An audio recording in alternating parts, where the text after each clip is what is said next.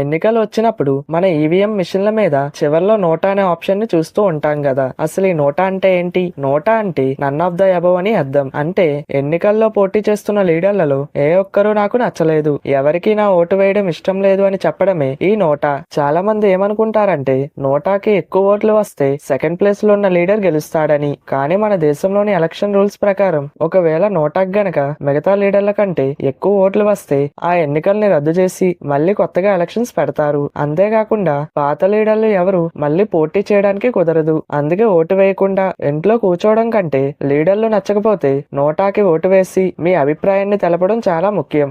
అంతరిక్షంలో సూర్యుడి కంటే పెద్ద పెద్ద నక్షత్రాలు ఉన్నాయి. మరి అలాంటప్పుడు రాత్రిపూట ఆకాశం మొత్తం వెలుతురుతో నిండిపోకుండా అంత చీకటిగా ఎందుకుంటుందో ఎప్పుడైనా ఆలోచించారా? నిజానికి విశ్వం చాలా పెద్దది, నిరంతరం సాగిపోతూ విస్తరిస్తూనే ఉంది. విశ్వం పుట్టి దాదాపు 1400 కోట్ల సంవత్సరాలు అవుతున్నా చాలా నక్షత్రాలు మనకు ఎంత దూరంలో ఉన్నాయంటే ఆ నక్షత్రాల నుండి బయలుదేరిన వెలుతురు ఇంకా మన భూమిని చేరుకోనే లేదు. ఆ వెలుతురు ఇంకా దారిలోనే ప్రయాణిస్తుంది. విశ్వం ఇలా సాగిపోవడం వల్ల దూరాన ఉన్న నక్షత్రాల నుండి వచ్చే లైట్ కిరణాలు బాగా సాగిపోయి ఇన్ఫ్రారెడ్ తరంగాలుగా మారిపోతాయి. ఈ ఇన్ఫ్రారెడ్ వెలుతుర్ని మన నార్మల్ కళ్ళు చూడలేవు. అందుకే మనకు రాత్రిపూట ఆకాశం అంతా ఖాళీగా నల్లగా కనిపిస్తుంది.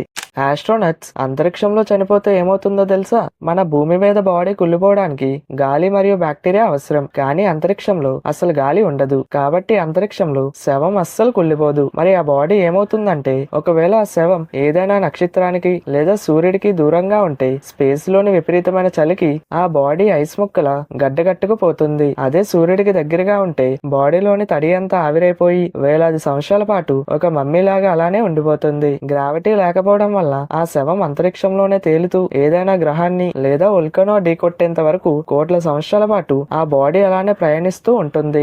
మన రోజు వాడే స్మార్ట్ ఫోన్ లోపల నిజమైన ప్యూర్ బంగారం ఉంటుందని మీకు తెలుసా? ఫోన్ లోపల ఉండే మదర్ బోర్డ్, ప్రాసెసర్ మరియు చిన్న చిన్న చిప్స్ కనెక్ట్ అయ్యే చోట ఈ బంగారాన్ని వాడతారు. మొబైల్ విప్పేసి చూస్తే బోర్డు మీద మెరుస్తూ ఉండే పసుపు రంగు లైన్లు, వైర్లు చాలా వరకు బంగారంతో చేసినవే. మరి ఇనుము, రాగి లాంటివి వాడకుండా బంగారాన్ని ఎందుకు వాడతారంటే బంగారం అనేది చాలా బెస్ట్ కండక్టర్. అంటే బంగారం గుండా ఇంటర్నెట్ డేటా, ఎలక్ట్రికల్ సిగ్నల్స్ ఎలాంటి లాగ్ లేకుండా ప్రయాణిస్తాయి. పైగా రాగిలాగా బంగారానికి తుప్పు పట్టదు. అందుకే ఫోన్ ఎక్కువ కాలం స్పీడ్ గా పనిచేయడానికి బంగారాన్ని వాడతారు. అయితే ఒక ఫోన్ లో కేవలం 0.03 గ్రాముల లోపే చాలా తక్కువ బంగారం ఉంటుంది. అంటే ఒక ఫోన్ తో మనం రిచ్ అయిపోలేం, కానీ ఒక టన్ను పాత మొబైల్స్ లో నుంచి తీస్తే మాత్రం కేజీల్లో బంగారం బయటపడుతుంది.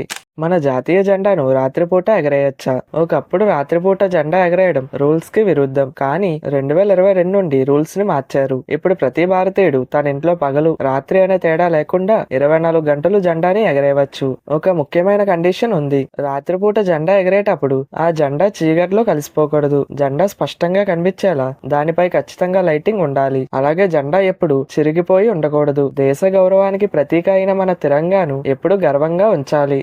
ప్రపంచంలోనే అత్యంత బిజీగా ఉండే ఏటీఎం ఎక్కడుందో తెలుసా? మన దేశంలో కేరళలోని శబరిమల పుణ్యక్షేత్రంలో ఉంది. శబరిమల కొండపై ఉన్న ధనలక్ష్మి బ్యాంక్ ఏటీఎం ప్రపంచంలోనే అత్యంత బిజీగా ఉండే ఏటీఎం గా రికార్డు క్రియేట్ చేసింది. ఎందుకంత బిజీ అంటే నవంబర్ నుండి జనవరి మధ్య జరిగే శబరిమల సీజన్ టైంలో ఇక్కడికి కోట్ల మంది భక్తులు వస్తుంటారు. కొండపైన ఆన్లైన్ పేమెంట్ సరిగ్గా అవ్వవు కాబట్టి ప్రతి ఒక్కరూ క్యాష్ కోసమే చూస్తారు. ఈ ఏటీఎం నుండి రోజుకు 50 లక్షల నుండి ₹1,00,00,000 వరకు కూడా తీసుకుంటారు. ఈ ఏటీఎం లో డబ్బులు అయిపోకుండా బ్యాంకు సిబ్బంది ఎప్పటికప్పుడు క్యాష్ ని లోడ్ చేస్తూనే ఉంటారు.